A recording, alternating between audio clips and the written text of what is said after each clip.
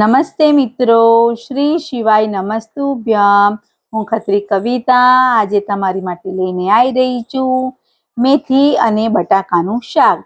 તો તેની રેસીપી આપણે નિહાળીશું.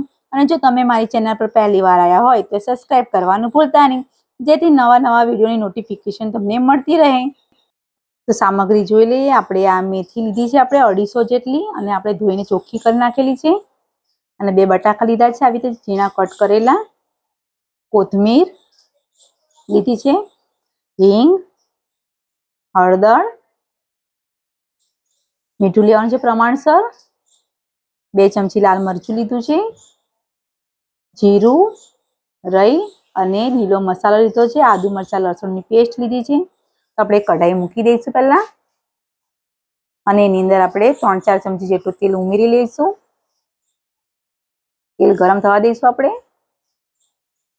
તો તેલ ગરમ થઈ ગયું છે આપણું, તે આપણે રાઈ અંદર ઉમેરી લઈશું.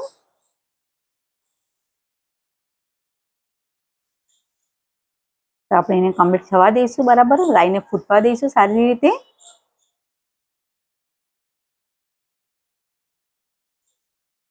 તો રાઈ આપણી થઈ ગઈ છે.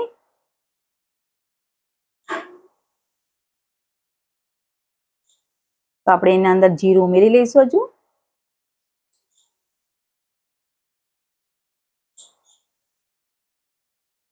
હિંગ,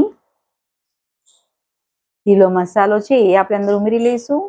આદુ મરચાં લસણની પેસ્ટ છે એ આપણે ઉમેરવાની છે. અને બરાબર આપણે કમ્પ્લીટ હલાવી લઈશું પહેલા.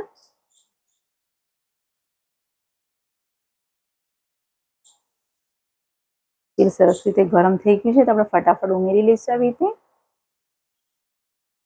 આપણે હળદર પણ ઉમેરી લઈશું સાથે સાથે, અને બરાબર કમ્પ્લીટ હલાવી લેવાનું છે. અને એની અંદર આપણે બટાકા ઉમેરી લઈશું પહેલા. બટાકા આપણે કમ્પ્લીટ બધા ઉમેરી લઈશું, જેથી બટાકાનો જે પાણીનો જે ભાગ હોય તે બરાબર આપણે અંદર બધું કમ્પ્લીટ શોષાઈ જાય એ પ્રમાણે આપણે કરી લેવાનું છે. તો આવી રીતે બટાકા અંદર ઉમેરી દીધા છે બધા આપણે. તો આપણે 5 મિનિટ માટે થવા દઈશું સારી રીતે, જેથી એનું પાણી જે હોય અંદર તો બળી જાય.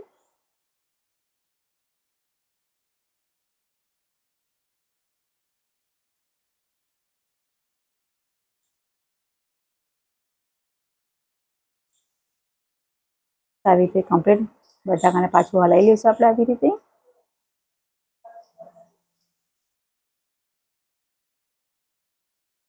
તો તેનું ખાસ ધ્યાન રાખીશું. તો હવે આપણે અંદર થોડીક મેથી આપણે જે છે 250 જેટલી એ ઉમેરી લઈશું.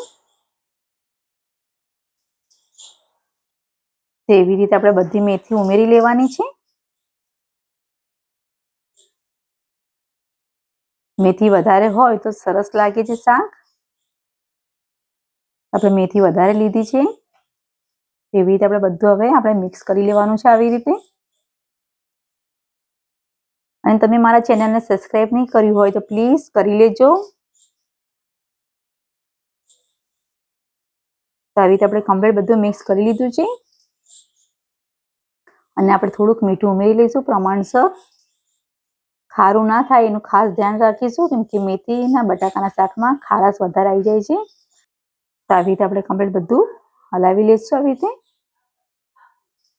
અને આપણે 10-15 મિનિટ માટે ઢાંકી દઈશું.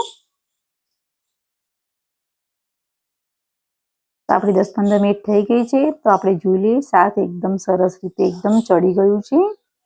તમે જોઈ શકો છો મેથી છે એટલે નીચે જરીક સેજ લાગે પણ છે, પણ એકદમ શાક એકદમ કમ્પ્લીટ સરસ રીતે થઈ ગયું છે. તો આપણે એના અંદર લાલ મરચું છે થોડું એ ઉમેરી લઈશું. કમ્પ્લીટ બરાબર હલાવી લેવાનું છે આપણે.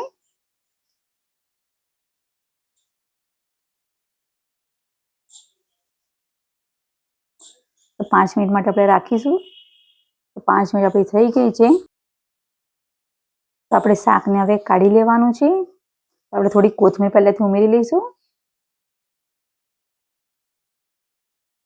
તો આપણું આ મેથી બટાકાનું શાક રેડી થઈ ગયું છે. જો તમને મારો વિડીયો પસંદ આવ્યો હોય તો લાઈક કરજો, શેર કરજો અને સબસ્ક્રાઇબ કરવાનું ભૂલતા નહીં. Thank you.